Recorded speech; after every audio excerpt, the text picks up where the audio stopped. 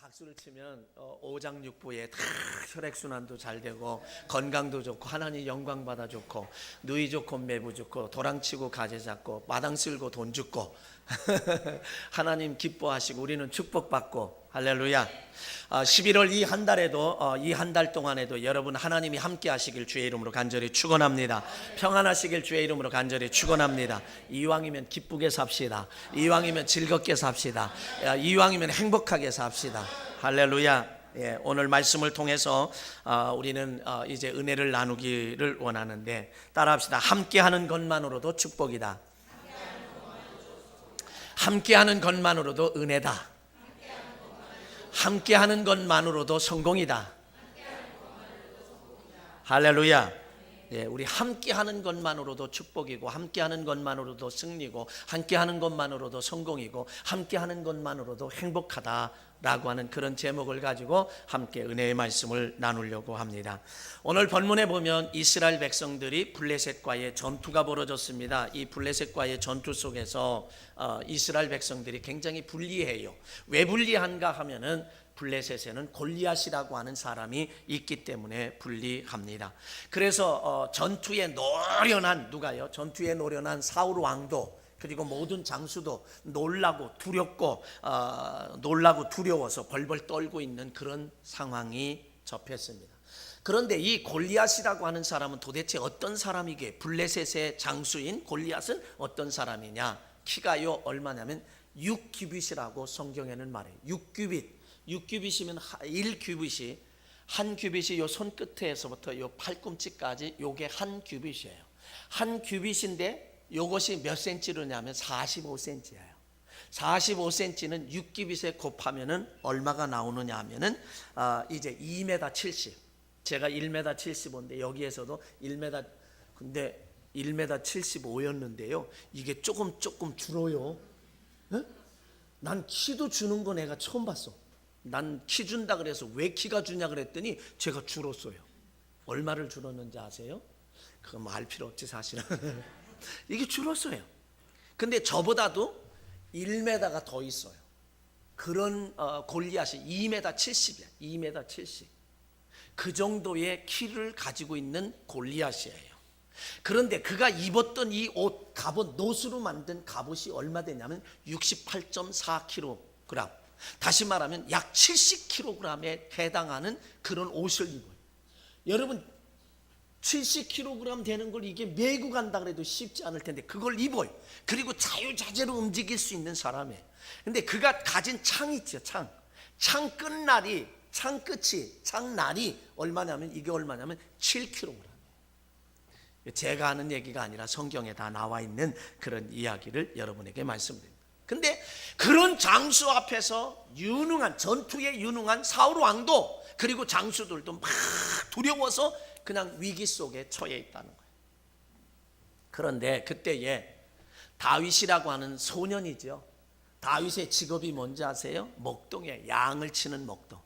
이리 끌고 다니고 저리 끌고 다니고 지팡이 하나 들고 딸랑딸랑 거리면서 개나리 보찜하고 그러면서 들로 산으로 돌아다니면서 양들의 좋은 풀이 있는 곳에 가서 풀 뜯기고 물 먹이고 그리고 밤에는 돌보고 이러는 일을 하는 그 다윗이 아버지 이새가 그 다윗에게는 형제 7이 있었는데 아버지 이새가 다윗에게 뭐라 그러냐? 얘야 형들 저 전쟁에 나가 있지 않냐? 가서 내가 치즈 10덩이를 주고 할 테니까 이거를 누구의 천부장에게 주고 선물로 주고 너 가면서 먹고 오면서 먹고 형들에게도 주고 그리고 형들의 안부를 가지고 오너라. 그리고선 가는 거예요.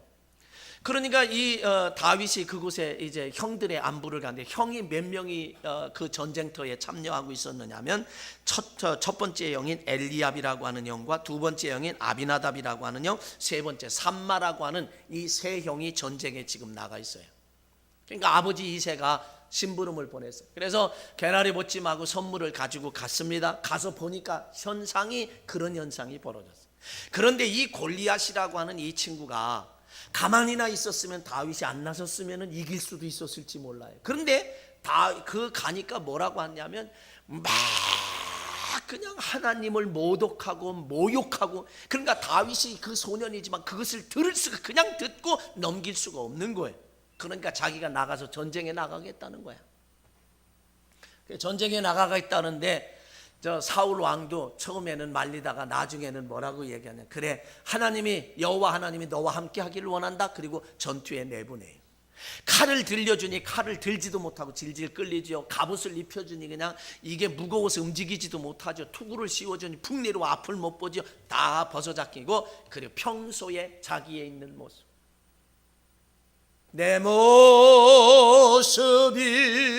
이대로, 내 모습 이대로 주 앞에 그가 전쟁터에 나가는 거예요. 뭘 가지고요? 물맷돌. 예전에는 새총이라는 게 있어요.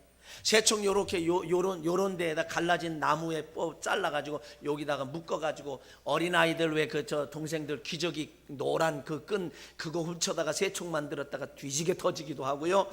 그래서 가죽 끄트머리에 대해서 돌 넣고 막 땡기는 거예요. 근데 요 나무가 없어요. 물매라고 하는 건 나무가 없고 끄트머리에 이렇게 동그랗게 만들어서 이 손에다 껴요. 그리고 돌을 넣고 이거를 빙빙 돌려요.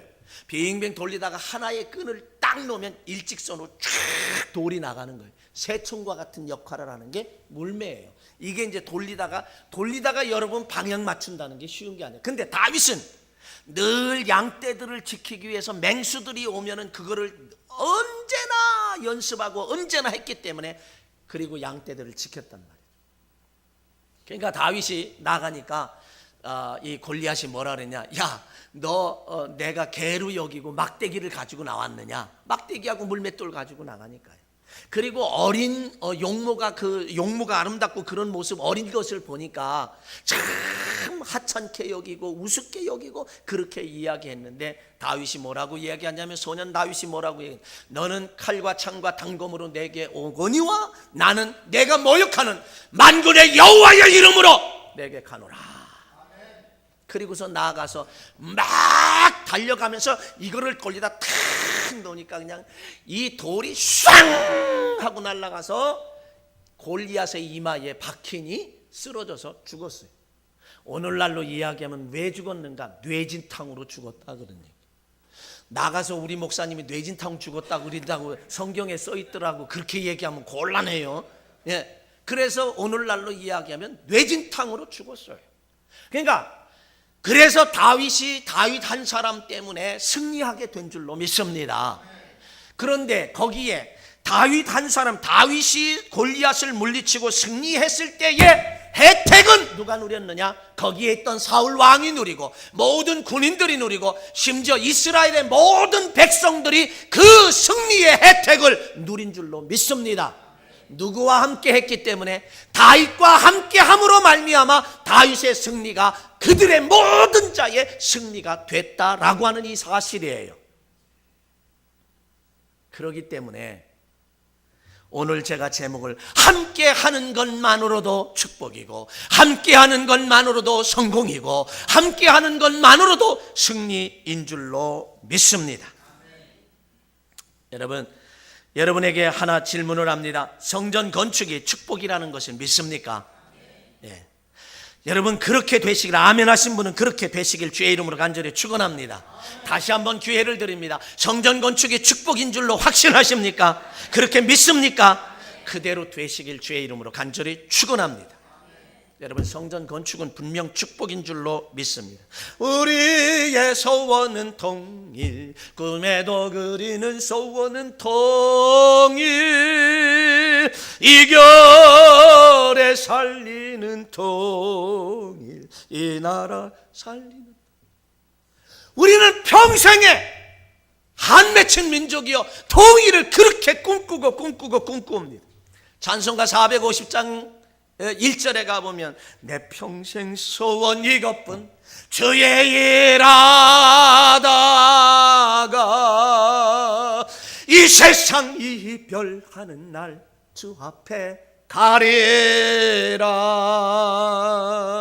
아멘.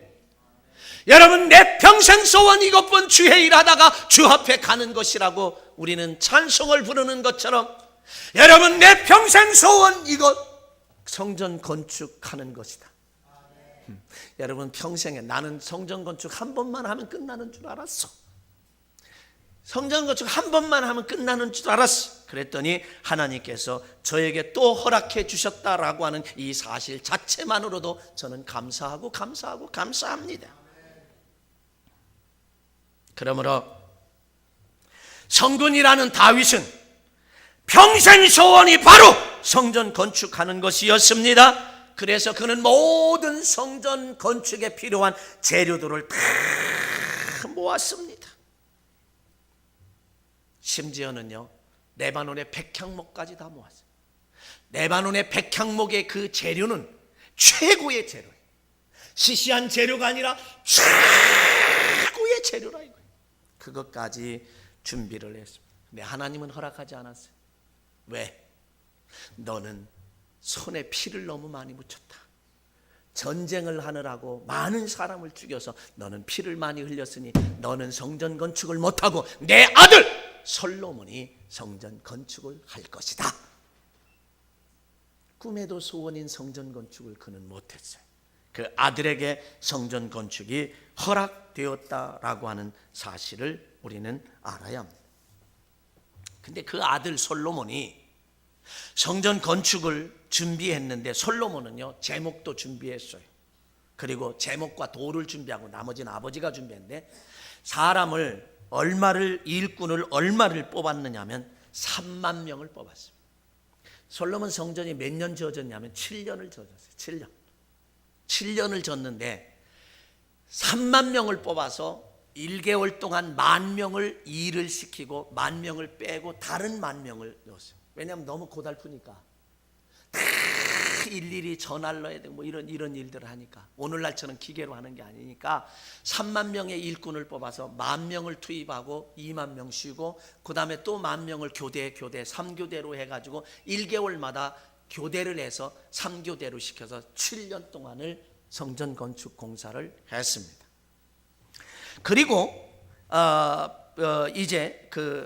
그래서 백향목을 그렇게 준비를 했고요. 짐꾼이 몇 명이냐? 7만 명.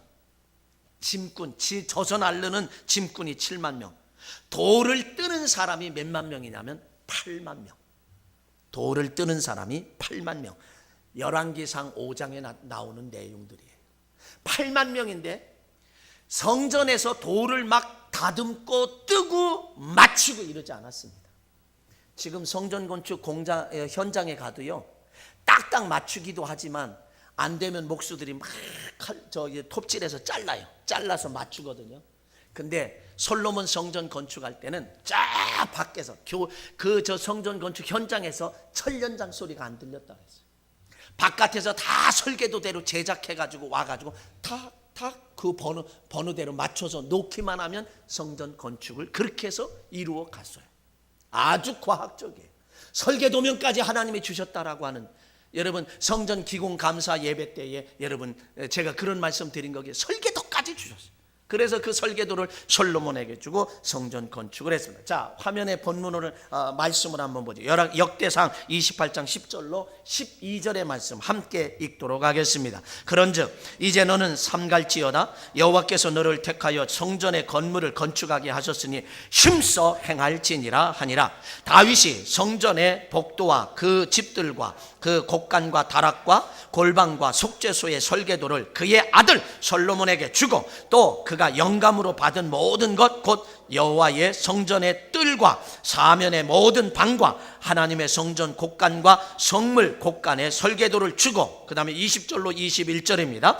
또 그의 아들 솔로몬에게 이르되 너는 강하고 담대하여 이 일을 행하라. 두려워하지 말며 놀라지 말라. 내가 여호와의 성전 공사의 모든 일을 마치기까지 여호와 하나님 나의 하나님이 너와 함께 계시사 내게서 떠나지 아니하고 너를 버리지 아니하시리라. 제사장과 레위 사람의 반이 있으니 하나님의 성전의 모든 공사를 도울 것이요, 또 모든 공사에 유능한 기술자가 기쁜 마음으로 너와 함께 할 것이요, 또 모든 지휘관과 백성이 온전히 내 명령 아래 있으리라. 아멘. 여러분, 하나님은 방금 읽은 역대상 28장에서 성전 건축을 솔로몬을 통하여 건축하게 하셨는데 설계도까지 주셨고, 성전 건축을 힘써 행할 뿐만 아니라 두려워하지 말고 놀라지 말고 강하고 담대하여 이 성전 건축을 행하라고 말씀하셨습니다. 그리고 성전 건축을 마치기까지, 완공하기까지 하나님께서는 솔로몬을 떠나지도 아니하고 솔로몬을 버리지도 않고 함께 하시겠다고, 임마누엘 하시겠다고 분명히 약속하셨습니다. 성전 건축을 사람들로 하여금 돕게 하겠다는, 다시 말하면 돕는 자를 붙여주시겠다고 약속하셨고, 모든 공사에 유능한 기술자가 기쁜 마음으로 함께 할 것이다 라고 말했어요. 그래서 솔로몬은 성전 건축을 한 다음에 봉헌식을 하고 거기에서 기도할 때 뭐라고 기도했냐? 첫 번째로는 하나님이 베풀어 주신 은혜를 찬양하고, 둘째는 아버지 다윗과 세우신 언약을 지켜주실 것을 간청하고, 셋째는 백성들이 성전에서 기도할 때 응답해 주실 것을 간구하고, 넷째는 백성들이 범죄했으나 깨닫고 회개할 때 용서해 주시기를 간청하고, 그리고 다섯 번째는 전쟁에 나아가는 백성이 기도할 때 응답해 주시기를 요청을 합니다. 하나님이 다 붙여주신다는 거예요. 여러분, 하나님이 사람을 창조하시고요, 아주 모든 것 다 주셨지만 아주 특별한 것 한 가지 주셨어요. 그건 뭐냐면 자유의지라고. 한번 따라합시다. 자유의지를 주셨어요. 다시 말하면 사람을 로봇으로 만들지 않았다는 거예요. 우측으로 가거라 그럼 우측으로 가고, 좌측으로 가거라 그럼 좌측, 이런 로봇으로 만들지 않았어요. 사람에게는 생각할 수 있는, 생각하게 하셨고, 그리고 그 생각에 따라서 선택할 수 있는 자유의지를 주셨어요. 이건 사람에게만. 동물들은요 생각이라는 게 없어요. 어떻게 보면 동물들이 생각하는 것 같죠? 천만에 훈련을 통해서 그런 거지. 아니에요. 동물은 뭐대로 사느냐? 본능대로 살아요. 자, 사람은 저 사람이 너무 좋은데도 좋은 척 하지 않을 수 있어요. 저 사람이 싫은데 싫은 척 하지 않아요. 좋은 척 할 수 있어요. 이건 사람만이 알 수 있는 거예요. 그런데 짐승은요, 싫으면 싫은 거야, 도망가. 좋으면 좋은 거야, 생각이 없어요. 짐승은 오직 사람만 생각하고 사람만이 선택할 수 있는 거예요. 그런데 그 선택에 대한 책임은 내 스스로가 지는 거예요. 그래서 인생은 내 스스로 책임지고 살아야 되는 거예요. 예를 들어볼까요? 여러분, 태양빛이 쫙, 하나님께서는요 악한 사람이나 선한 사람이나 한국 사람이나 유럽이나 미국 사람이나 똑같이 햇빛을 주셨어요. 태양빛을 주셨어요. 예수 믿는 사람에게도 주셨고 안 믿는 사람에게도 주셨어요. 태양빛이 없으면 우리는 살 수가 없어요. 사람도 식물도 동물도. 근데 사람에게는 이 태양빛을 주셨는데, 그 태양빛 쫙 내리쬐면요 나가서 그것을 태양빛을 받을 수도 있어요.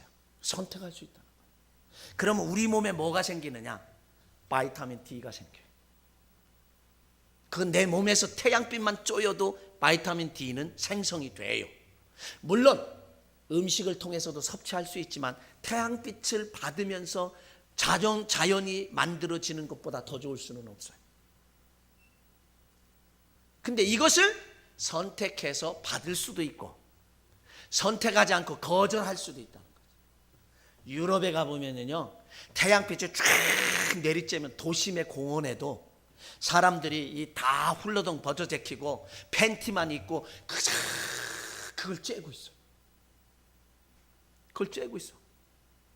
근데 우리나라에서 저 유럽 같은 데 여행 가면 꼭 그때 양산 쓰고 가는 사람이 있어. 뭐 내가 여기 있는 누구 뭐라고 얘기할 수는 없지만 양산 쓰고 가.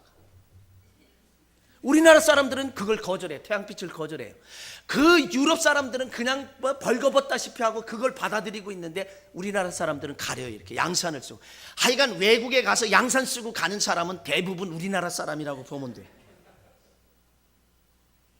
근데요, 89년도에 성지순례를 가서 유럽을 갔는데요, 다 그냥 남녀들이 벌거벗고 그냥 그렇게 누워 있는데, 그냥 두 남녀가 꼭 붙어가지고 있는데, 우리 어느 나이 한 60 회각 기념으로 성지순례 간 목사님이 그 주위를 빙긋 한 바퀴 돌더니, 야, 말세로다 말세로다 그래. 그래도 그거 거들떠보지 않아요. 남녀가 사랑을 나누는데 거들떠보지도 않아. 그거 뭐 상관하지도 않아요.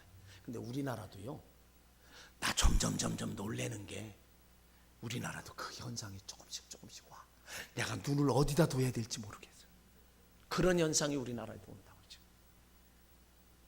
그러니까 그것을 태양빛을 받아들일 수도 있는 자유가 있고 거절할 수 있는 자유도 우리에게 있다는 거예요. 하나님이 그것을 우리에게 주셨어요.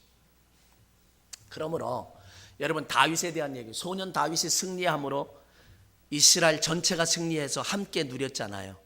사람은 따라합시다. 누구와 함께 하느냐가 인생을 좌지우지한다. 그렇게 말해도 틀린 말은 아니라고 생각해. 누구와 함께 하느냐 인생이 결정된다고 해도 과히 틀린 말은 아니에요. 로마서 5장에 가보면 아담 한 사람이 불순종하여 죄를 붙였어요.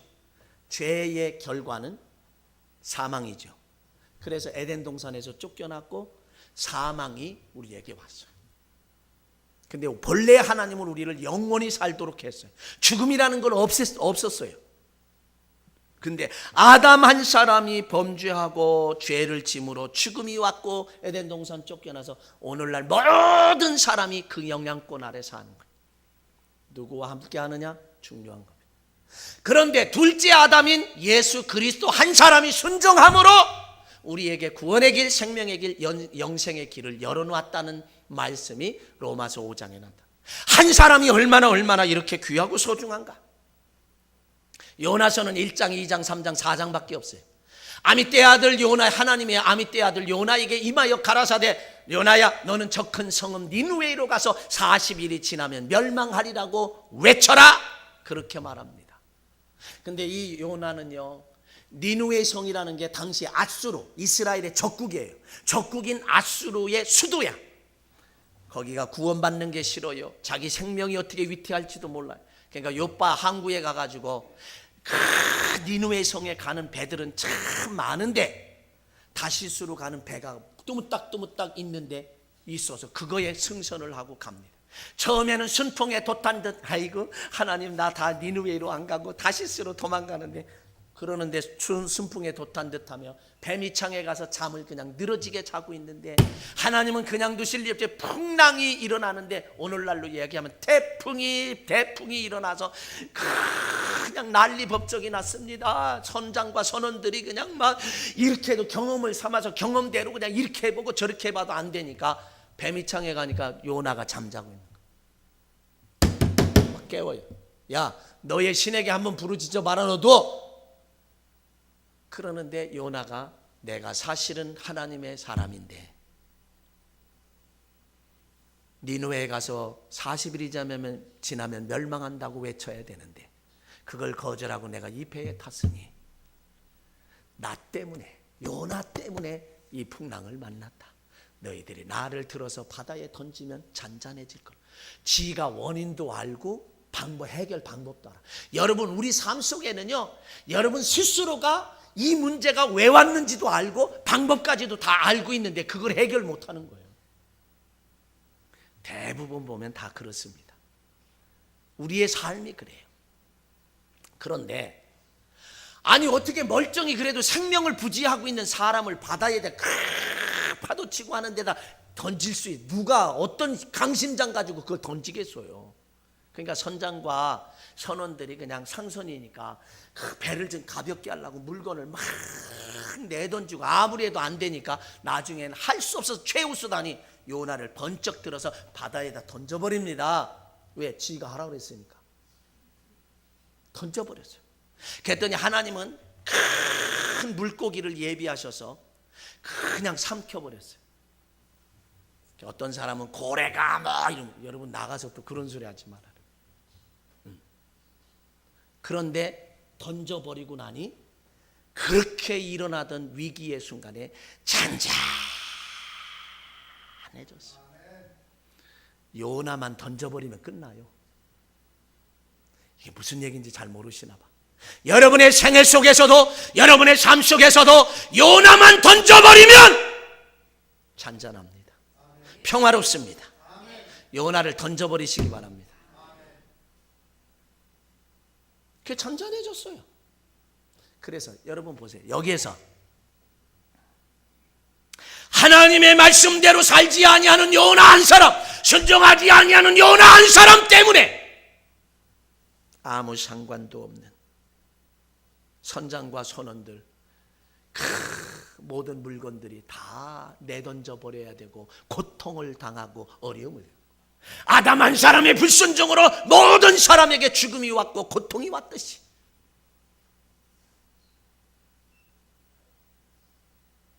여러분 바울이요 1차 전도 여행, 2차, 3차 전도 여행을 해요. 끝난 다음에 죄수 아닌 죄수로서 알렉산드리아호라는 배를 타고 지금 276명이 로마로 왔습니다. 이게 로마 전도 여행, 마지막 전도 여행. 근데 미항에 도착해서 사도 바울이 뭐라고 얘기하냐? 여기서 머물러야 될 것 같다. 여기서 겨울을 나고 가야 할 것 같다. 그렇지 않으면 생명의 위험이 올 것 같다. 근데 그들이 하나님의 사람이 말하는 걸 믿나요? 선장과 선원이 또 백부장이, 그 호송하는 백부장이 선장과 선원, 선주의 말을 듣고 야 가자. 근데 제가 생각할 때 이런 생각이 들어요. 조그마한 항구에서는 겨울 날 동안에 뭐 재밌게 즐겁게 지낼 게 없어. 그러니까 자기들의 욕심에 따라서 조금 베닉스항에 큰 항구에 가면 거기에 놀이시설도 많고 그 인생을 즐길 수 있는 것도 많으니까 거기까지 가자. 그러니까 백부장까지 오케이 해가지고 간 거예요. 가다 보니까 유라굴루라고 하는 대풍을 만나서 막 그냥 몇 날 며칠을 고생 바가지로 합니다. 그런데 사도 바울의 사명이 안 끝났어. 죽지 않는 게, 너희들 죽지 않을 것이다. 내가 그러지 않았냐? 이거 가면 고통당한다고. 근데 바울의 사명이 아직 안 끝났기 때문에 죽을 수가 없어요. 바울을 안 죽이니까 다른 사람들도 함께, 바울과 함께하는 그 사람들도 안 죽는 거예요. 여러분 보세요.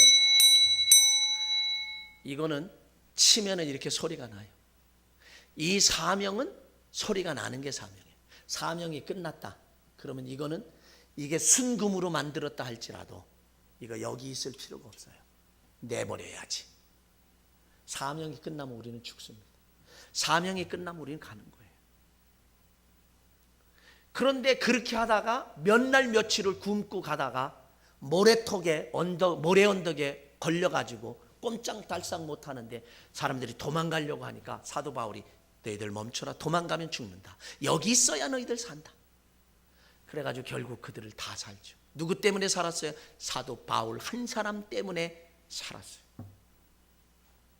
사도 바울 한 사람을 살리기 위하여 거기에 함께한 모든 사람을 다 살린 줄로 여러분 믿으시기를 바랍니다. 여러분 이스라엘 백성들이요 애굽에서 430년 동안 종살이했죠. 근데 그 애굽이라는 나라가 바로 한 사람의 잘못된 선택과 고집 때문에 10가지 재앙을 다 받았어요. 그 고통을 다 받았어요. 누구 때문에? 바울 한 사람 때문에. 그러다가 나중에 홍해에서 그 군인들이 다 수장됐어요. 누구 때문에요?